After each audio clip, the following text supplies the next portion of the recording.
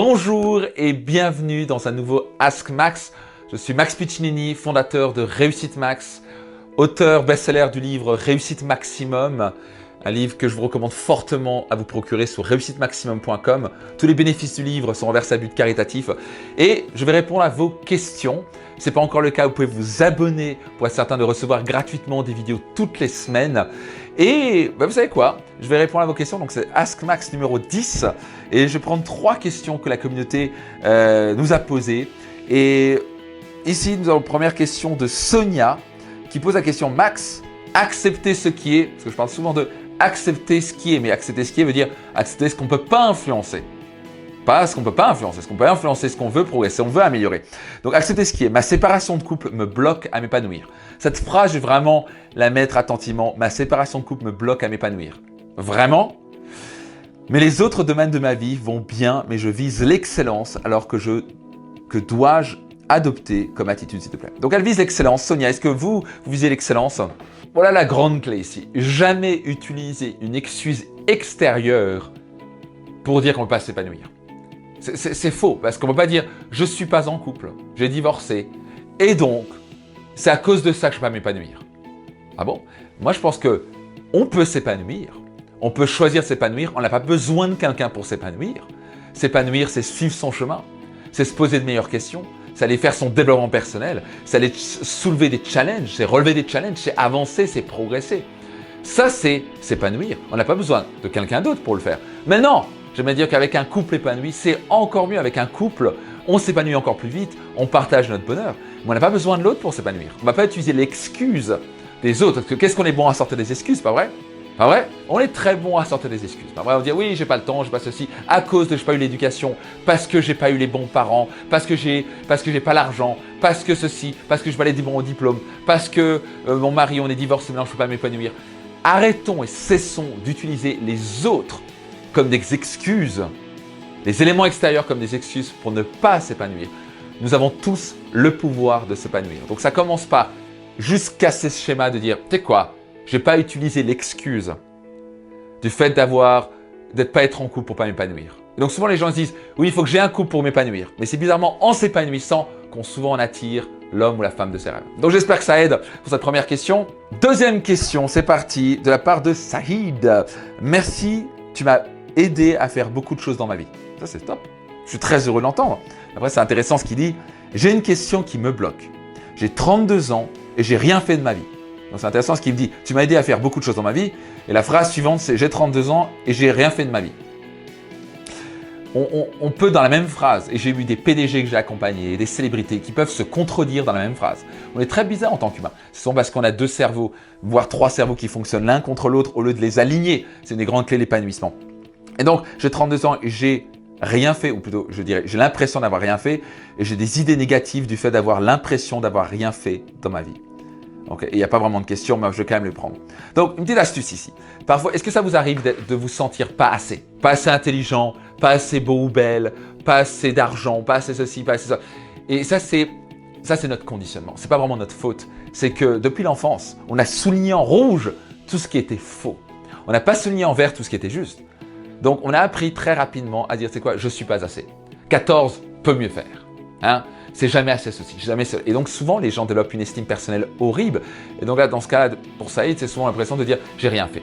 Donc, je vais te prouver que tu as fait des choses. Et vous allez vous prouver que vous êtes capable de faire des choses. Donc, une bonne clé pour augmenter son estime personnelle, c'est de prendre un bout de papier, et je vous invite à le faire dès maintenant, et d'écrire une liste de 10 choses dont vous pouvez être fier. 10 choses dont vous pouvez être fier que vous avez accomplies dans votre vie. Et vraiment, faites-le. Faites-le, c'est un exercice. Et donc, ça va vous focaliser sur vos victoires du passé plutôt que vous focaliser sur les défaites. Parce que vous êtes constamment, ça c'est votre état d'esprit. Bien sûr, Saïd, bien sûr, chacun d'entre vous, vous avez accompli des choses extraordinaires. C'est juste que vous avez oublié ça. Parce que votre cerveau est conditionné à voir ce qui ne va pas. Votre cerveau regarde uniquement à voir ce qui ne va pas chez nous. Et c'est pour ça que, particulièrement en France, on est le roi de la critique. Parce qu'on critique tout ce qu'il veut. Il suffit de voir les informations, il suffit de regarder les guignols de l'info. On est dans une culture de critique. Et il y a une bonne chose dans la critique constructive. Le problème avec cette critique constructive, on voit aussi souvent la critique destructrice. Et on regarde constamment ce qui ne va pas chez nous, parce qu'on a été conditionné comme ça, et donc on le fait chez les autres, chez nos enfants. Ça ne va jamais assez. L'enfant ne va jamais assez, il n'a pas assez de bonnes notes, il n'a pas ceci, c'est pas ça. Et on est dans la critique et ça détruit notre estime personnelle. En tant que parent, on n'a pas le droit de faire ça. On doit au moins équilibrer. C'est une critique constructive, il doit au moins équilibrer avec des choses positives. Égal avec des compliments. Qu'est-ce que tu as fait? Donc, une des grandes clés en leadership, quand on donne un retour avec des membres de mon équipe, une des grandes clés que j'utilise, c'est quand je donne un retour et que je vois qu'il y a une critique constructive à faire, je commence toujours par quelque chose de bénéfique. Écoute, j'aime ce que tu fais. Bravo pour ça. Maintenant, si tu fais ça, tu pourrais aussi progresser encore plus. Donc, c'est vu comme un retour, un feedback constructif et ce n'est pas vu comme une critique destructrice. Très important. Donc, 10 choses. Notez 10 choses qui pourraient vraiment le faire. 10 choses pour plus jamais vous dire « je ne suis pas assez, j'ai rien accompli ». Et ensuite, 3 choses, 3 buts majeurs, 3 challenges qui va vous sortir de votre zone de confort. 3 choses. Des buts majeurs, des buts qui vous excitent, des rêves, des enthousiasmes, des projets. Ça peut être une à 3 choses qui vraiment vous excitent, qui vous enthousiasment, que ça va changer votre focus plutôt de « oh, j'ai rien accompli dans ma vie », ça va vous donner aussi un futur brillant, un futur qui vous excite, un futur qui vous donne envie de sortir et de donner le meilleur de vous-même. Donc, 10 choses dont vous êtes fiers, que vous avez déjà accompli. Ça va renforcer sur votre cerveau en disant « tu vois, je ne suis pas si nul que ça. Hey, j'ai quand même accompli des choses. » Il y a forcément même des centaines de choses dont vous pouvez être fiers dans votre vie. Et ensuite, 3 objectifs, 3 rêves dont vous êtes vraiment, qui vous excitent. Comme ça va vous focaliser, ça va changer votre focus du passé, un focus du futur, et ça va vous enthousiasmer à vous dire, c'est quoi, je vais me donner maintenant les moyens d'y arriver. Ok? Outil très simple, très puissant, j'utilise régulièrement quand je coach parfois des PDG chez entreprises, parce que parfois eux-mêmes aussi perdent confiance en eux. Parfois ils ont l'impression eux-mêmes, certaines célébrités que j'accompagne sont en train de dire, ouais, j'ai l'impression d'avoir rien fait. Je fais, t'as rien fait? T'as vu le nombre de disques que t'as vendus? T'as vu ce que tu as accompli? Tu as réussi à avoir une famille épanouie? Oui, mais c'est pas assez. C'est souvent pas qu'elles n'ont pas accompli, c'est qu'ils ne se voient pas. Ils voient constamment ce qui ne va pas. C'est jamais assez. C'est comme quelqu'un qui court après une carotte qui n'aura jamais. Et moi, j'ai fait ça pendant des années. C'était jamais assez. Et à moi, je disais, tu sais quoi, Max, si c'est jamais assez, tu vas finir avec une pile de regrets et tu vas être constamment stressé. Donc, tu dois apprendre à apprécier ton chemin et commencer à être ton meilleur ami au lieu d'être ton pire ennemi. Et on est souvent notre pire ennemi parce qu'on est constamment en train de dire « c'est jamais assez, je suis pas assez, ceci ». Ok?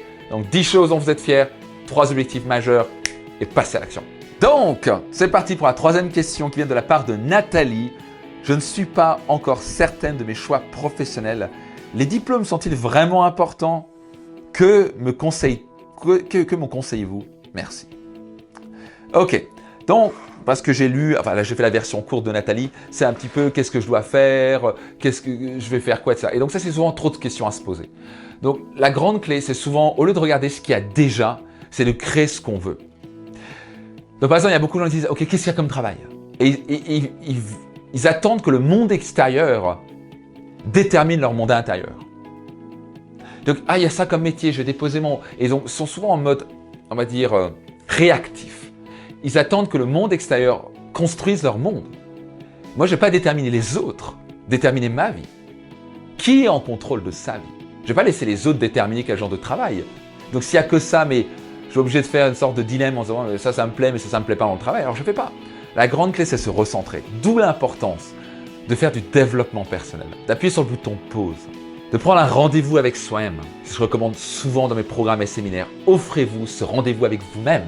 Comme ça, vous pouvez vous poser et vous poser la question, ok, quel genre de métier, quel genre de carrière je voudrais réellement créer? Idéalement, ce serait quoi?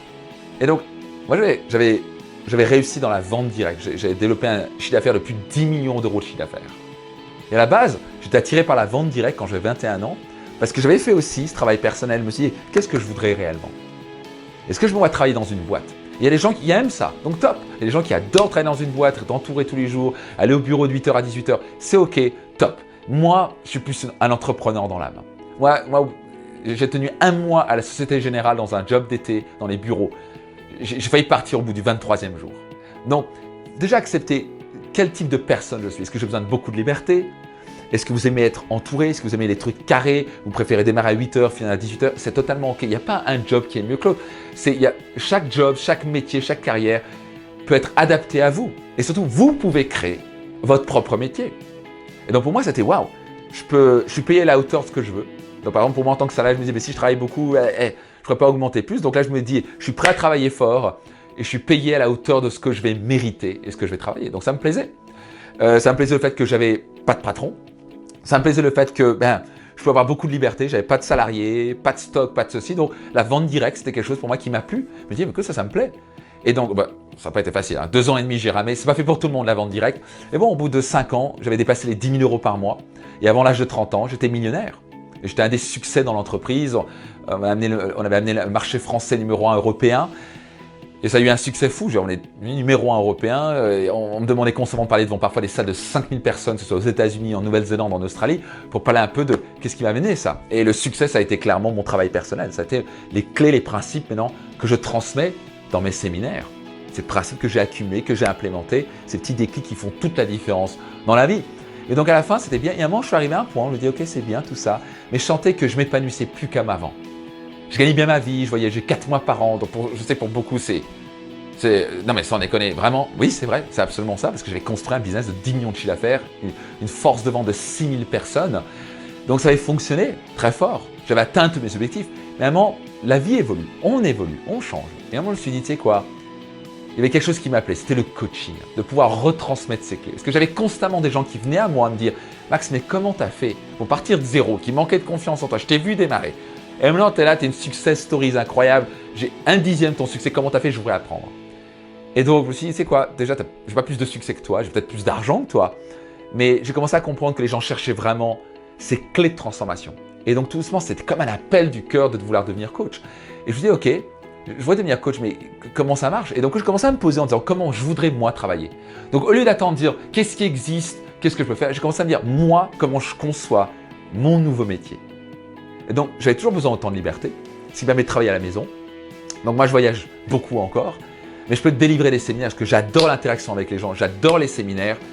Et donc, ça permet aussi, avec des programmes online, de toucher des milliers de personnes chaque année, sans que je sois là. Et ça, c'est génial, où ils peuvent vraiment avoir un programme. Par exemple, le programme Renaissance, c'est un programme sur 9 mois. Et j'accompagne les gens et les transformations sont incroyables. Et souvent, ils viennent, et la majorité du temps, ils viennent au séminaire Destination Réussite aussi. Ils vivent le live, ils vivent l'immersion. Et c'est comme ça que je pouvais impacter. Donc, je me suis dit, autant j'ai envie de rencontrer des gens, j'ai envie de connecter avec les gens, j'ai envie de faire des séminaires, autant j'ai envie de permettre de toucher les gens à travers des programmes online.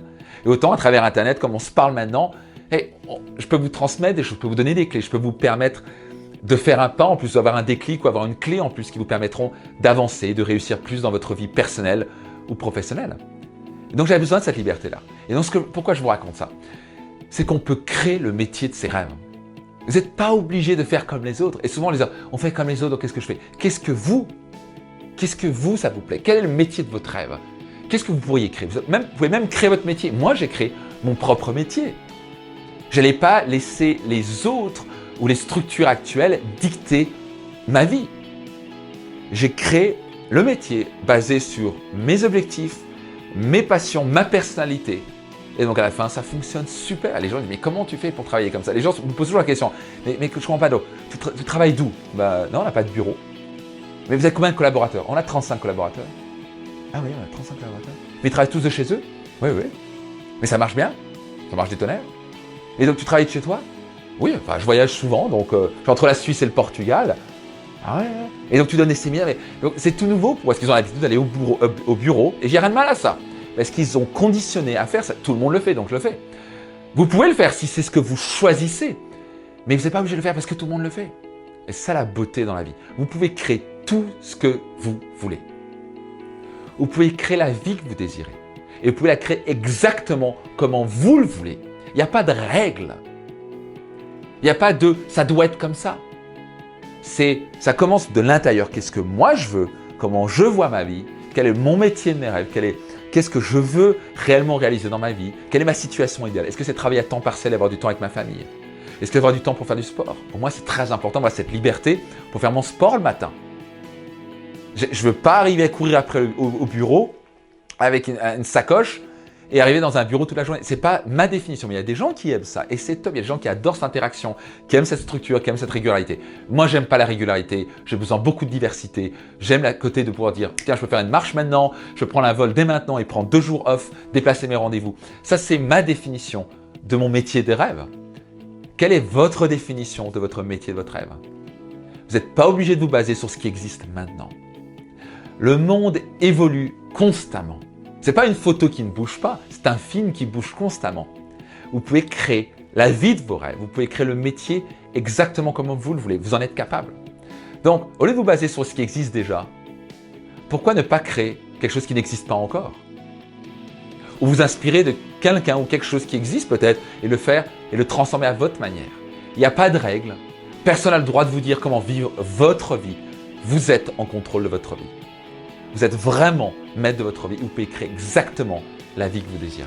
Voilà, j'espère que ce Ask Max vous a aidé. Est-ce que ça résonne avec vous? En quoi ça vous parle? Si ça vous parle, répondez, laissez un petit commentaire ci-dessous. Est-ce que ça vous parle? Est-ce que vous avez des questions? Si vous avez des questions, posez-les ci-dessous. Toutes les semaines, je prends le temps dans ce Ask Max pour répondre à vos questions. Allez visiter aussi les liens sous la vidéo.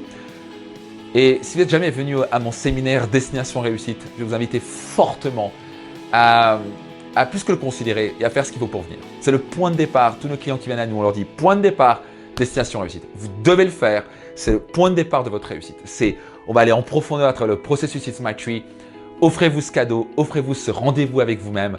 Si vous voulez vraiment offrir un nouveau souffle à votre vie, venez me rejoindre au séminaire Destination Réussite. Vous pouvez aller sur votre destinationreussite.com. Donc allez-y, partagez cette vidéo, abonnez-vous si ce n'est pas encore le cas, laissez un petit commentaire et je vous donne rendez-vous dans une prochaine vidéo. Bye bye.